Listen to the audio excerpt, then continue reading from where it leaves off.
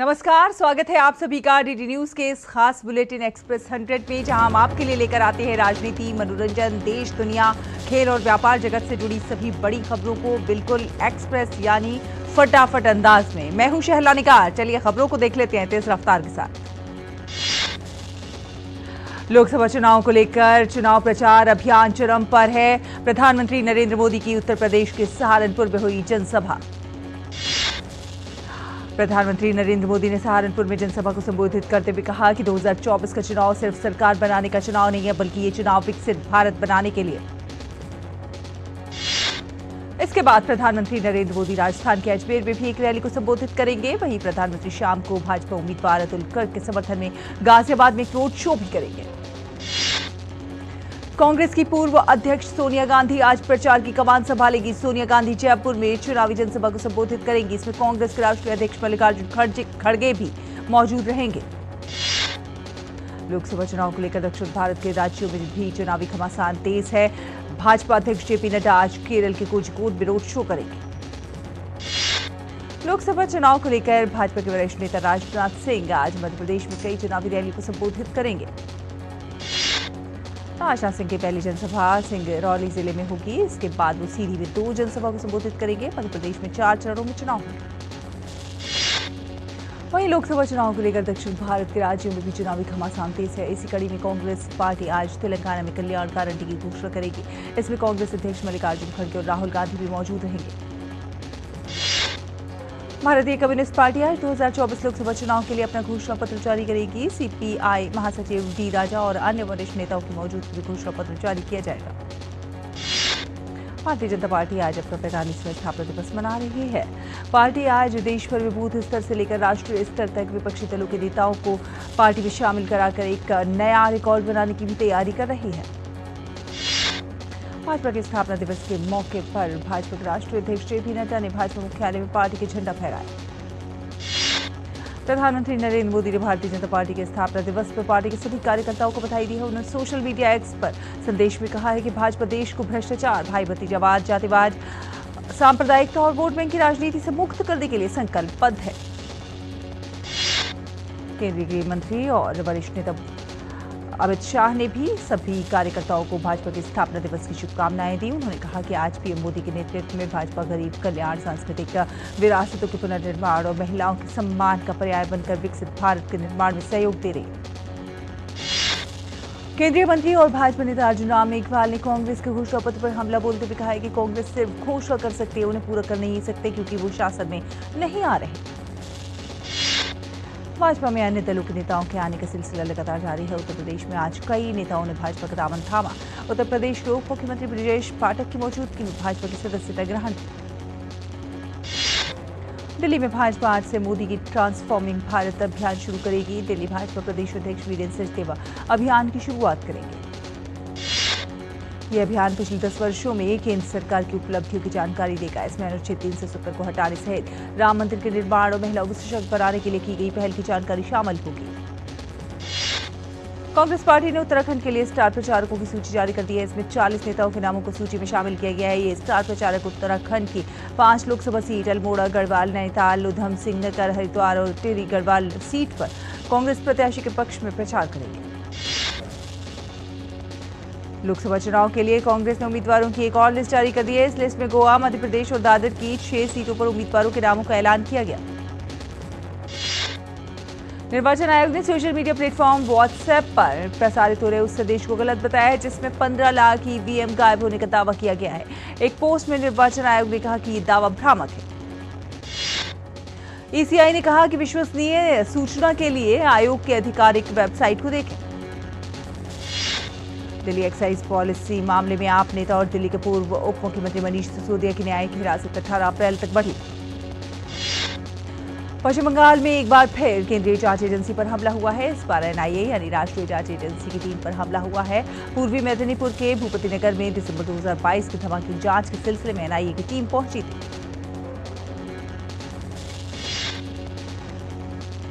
NIA की team आज सुबह एक आरोपी को पूछताछ के लिए ले जा रही थी, तब गांव वालों ने एनआईए की टीम पर हमला कर दिया। गांव वालों ने आरोपी की रिहा करने की मांग की।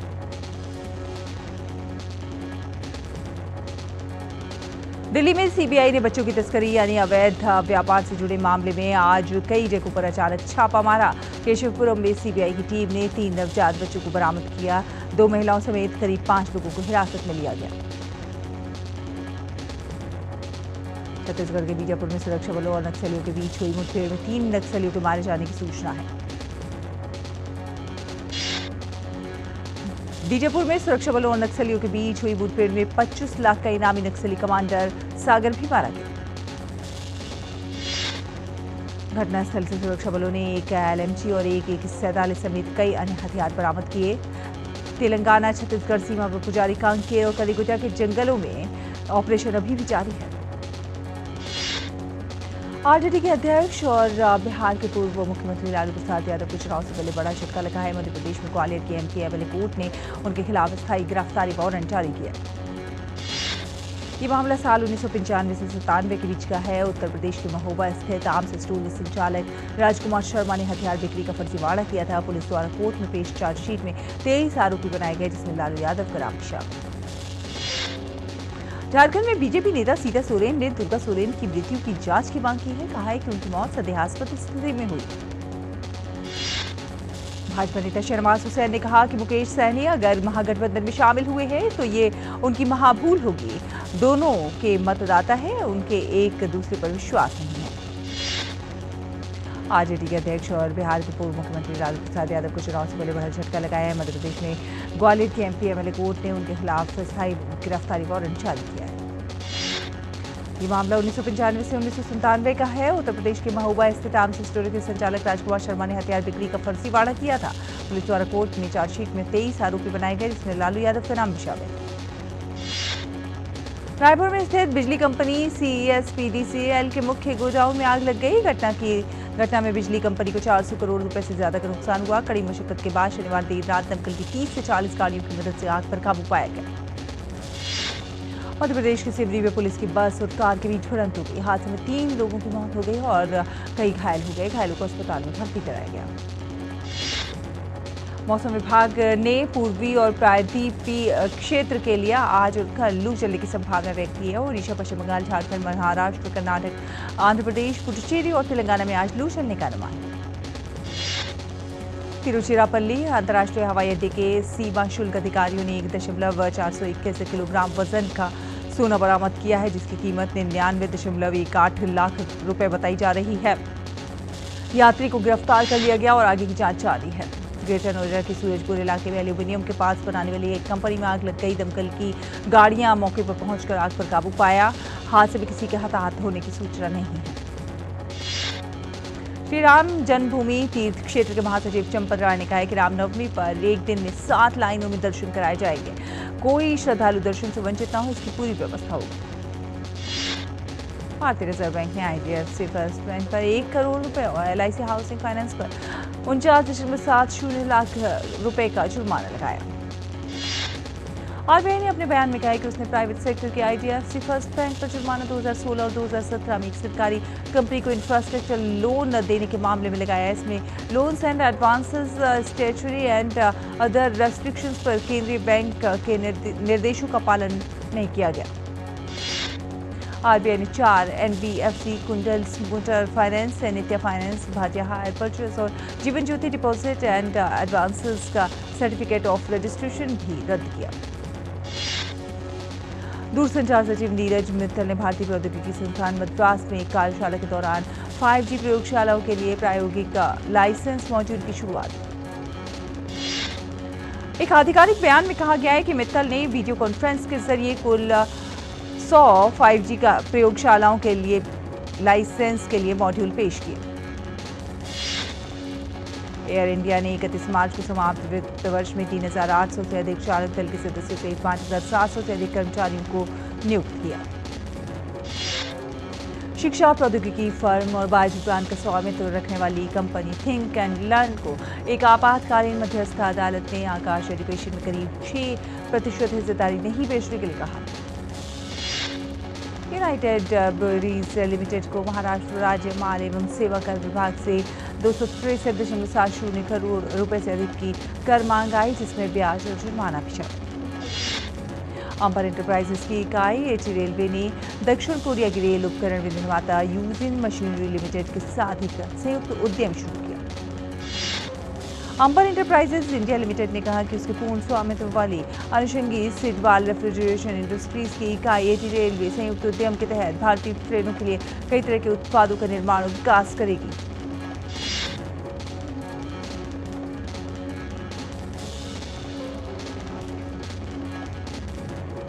नेस्ले इंडिया लिमिटेड ने कहा कि उसके निदेशक मंडल ने अपनी मूल कंपनी को रॉयल्टी भुगतान में सालाना 0.15% की बढ़ोतरी करने की मांग को मंजूरी दी। रिलायंस डिजिटल ने electronic sale digital discount days का किया ऐलान, जिसमें इलेक्ट्रॉनिक प्रोडक्ट्स पर दिए जा रहे हैं offer. Digital discount days cell की खास बात यह है कि इसमें बड़े बैंकों के कार्ड्स पर 10% तत्काल छूट और उपभोक्ता को ऋणों पर 15,000 रुपये तक का कैशबैक कंज्यूमर दिया जा रहा है लोन पर। अमेरिका की दिग्गज टेक्नोलॉजी कंपनी माइक्रोसॉफ्ट ने दावा किया है कि चीन एआई की मदद से भारत के लोकसभा चुनावों को प्रभावित करने की कोशिश कर सकता है। रिपोर्ट के अनुसार चीन के साइबर हमलावर उत्तर कोरिया के हमलावरों के साथ मिलकर यह हरकत कर सकते हैं। ये एआई की मदद से सोशल मीडिया पर ऐसे वीडियो, ऑडियो, मीम्स और अन्य सामग्री प्रसारित कर सकते हैं जिससे जनमत प्रभावित हो। रिपोर्ट में यह भी कहा गया है कि वर्तमान में आम लोगों पर ऐसी सामग्री का प्रभाव न्यूनतम देखा गया है। दिग्गज टेक कंपनी ने सिर्फ भारत ही नहीं बल्कि अमेरिका और दक्षिण कोरिया के चुनावों को भी इसी तरह से प्रभावित करने का अनुमान जाहिर किया है। वर्ष 2024-25 के दौरान भारत से आवश्यक वस्तुओं का आयात करने संबंधी कोटा के नवीनीकरण के लिए मालदीव के विदेश मंत्री मूसा जमीर ने विदेश मंत्री डॉक्टर एस जयशंकर और भारत सरकार का धन्यवाद किया। मालदीव के विदेश मंत्री मूसा जमीर ने कहा कि ये दोनों देशों के बीच दीर्घकालिक मित्रता और द्विपक्षीय व्यापार और वाणिज्य को और अधिक विस्तारित करने की मजबूत प्रतिबद्धता का प्रतीक है। अमेरिकी राज्य ओहियो में एक भारतीय छात्र उमा सत्यसाई की मौत भारतीय वाणिज्य दूतावास ने दी जानकारी। भारतीय दूतावास ने कहा कि भारत में मृतक छात्र के परिवार के साथ संपर्क बना हुआ है, साथ ही साथ शव को जल्द से जल्द भारत को पहुंचाने के लिए भी हर संभव प्रयास हो रहे हैं। संयुक्त राष्ट्र मानवाधिकार परिषद ने गाजा में तत्काल संघर्ष विराम और इजराइल पर हथियार प्रतिबंध के लिए एक प्रस्ताव को अपनाया। प्रस्ताव में गाजा पट्टी में किए गए संभावित युद्ध अपराधों और मानवता के खिलाफ अपराधों के लिए इजराइल को जवाबदेह ठहराने का भी आह्वान किया। 28 देशों ने प्रस्ताव के पक्ष में मतदान किया। भारत सहित 13 देशों ने मतदान नहीं किया और अमेरिका और जर्मनी सहित 6 ने प्रस्ताव के खिलाफ मतदान किया। प्रस्ताव में गंभीर मानवाधिकारों के उल्लंघन और अंतर्राष्ट्रीय मानवीय कानून के गंभीर उल्लंघनों की रिपोर्ट पर चिंता व्यक्त की गई, जिसमें संभावित युद्ध अपराध और कब्जे वाले फिलिस्तीनी क्षेत्र में मानवता के खिलाफ अपराध भी शामिल है। भारत ने फिलिस्तीनी लोगों के आत्मनिर्णय के अधिकार जैसे अन्य संयुक्त राष्ट्र प्रस्ताव के पक्ष में मतदान किया, जिसे 42 मतों के साथ अपनाया गया। कायरा में वार्ता शुरू होने से पहले अमेरिकी राष्ट्रपति जो बाइडेन ने मिस्र और कतर के नेताओं से बंधकों को रिहा करने के लिए हमास पर दबाव बनाने को कहा। अमेरिका के राष्ट्रपति जो बाइडेन और इजराइल के प्रधानमंत्री बेंजामिन नेतन्याहू ने गुरुवार को एक दूसरे फोन पर बातचीत की थी। इस दौरान गाजा के हालात पर चर्चा की गई। फोन पर बात करने के कुछ ही घंटों बाद गाजा के लोगों के लिए एक राहत भरी खबर सामने आई। इजरायली अधिकारी के हवाले से बताया गया कि गाजा में अधिक मानवीय सहायता के लिए एयर सीमा क्रॉसिंग को फिर से खोलने की मंजूरी दी गई।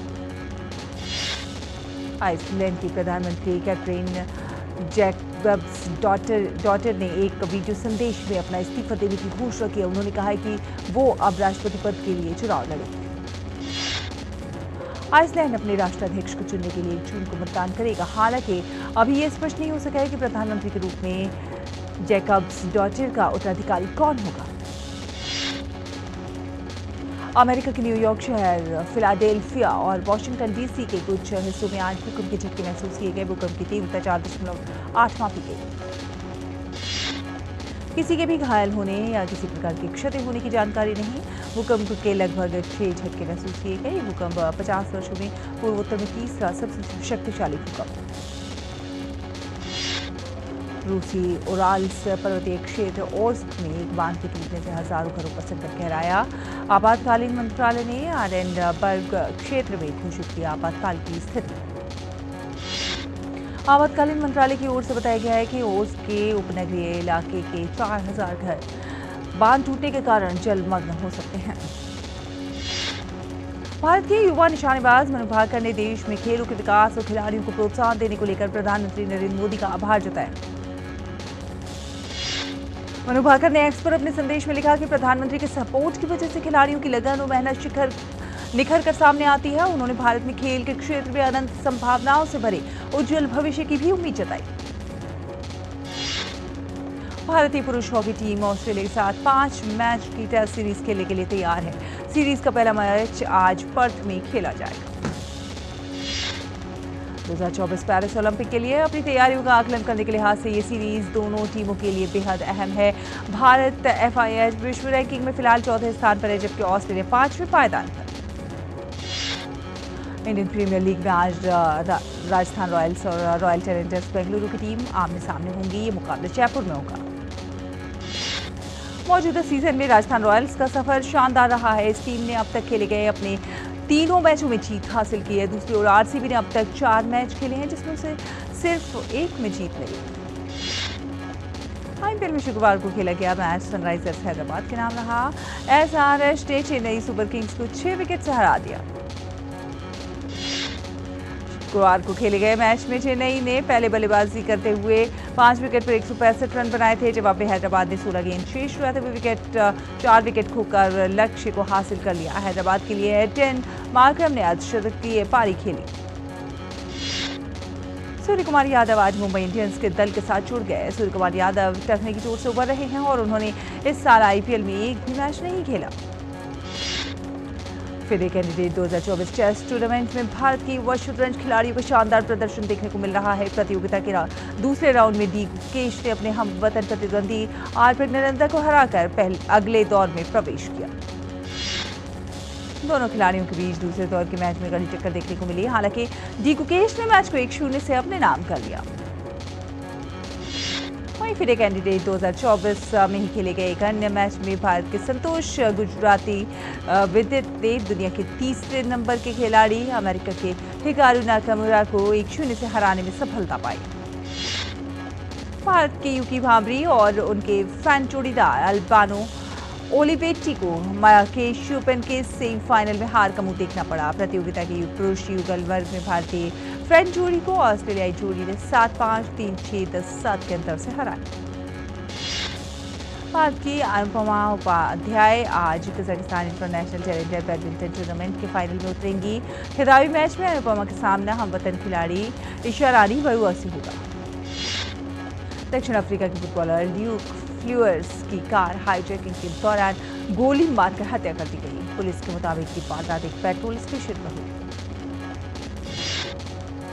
विद्या बालन, प्रतीक गांधी, इलियाराजी क्रूज और सनील राममूर्ति की फिल्म 2 और 2 प्यार का आज जारी होगा ट्रेलर। 19 अप्रैल को होगी फिल्म रिलीज। तब्बू, करीना कपूर और Kriti Sanon star film crew box office पर अच्छा प्रदर्शन कर रही है। फिल्म ने 8वें दिन किया 3.60 करोड़ रुपए का बिजनेस। वहीं अब तक फिल्म ने कुल 47.35 करोड़ रुपए की कमाई कर ली। अभिनेत्री नोरा फतेही अपनी आने वाली फिल्म बी हैप्पी के बारे में कहा कि फिल्म बहुत ही सरल, प्यारी और पारिवारिक ड्रामा फिल्म है और ये फिल्म को लेकर काफी उत्साहित हैं। फिल्म का निर्देशन रेमो ने किया है। उन्होंने बहुत अच्छा काम किया है। विजय देवरकोंडा और Mrunal Thakur star romantic drama film family star सिनेमाघरों में रिलीज हो चुकी है। इस बीच द फैमिली स्टार के पहले दिन का बॉक्स ऑफिस कलेक्शन 5.75 करोड़ रुपए रहा।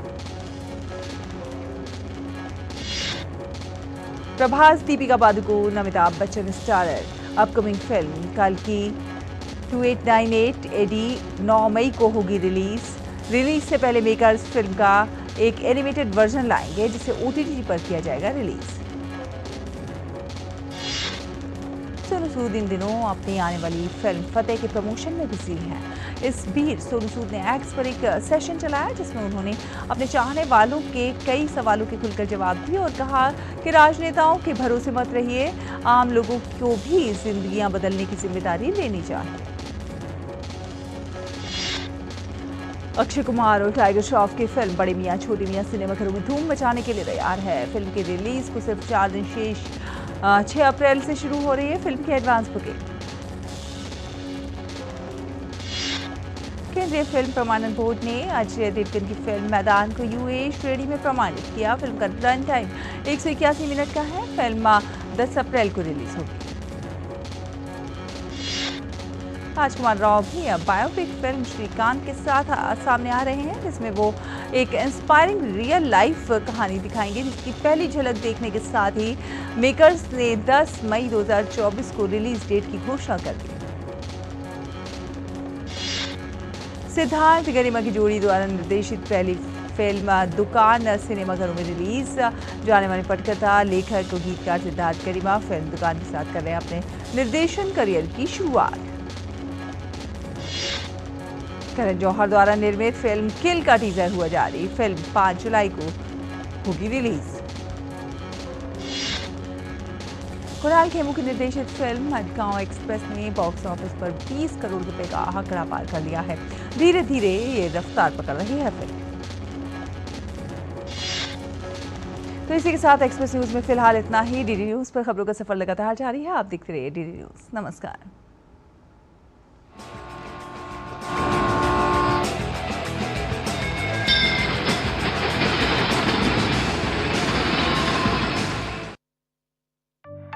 जानलेवा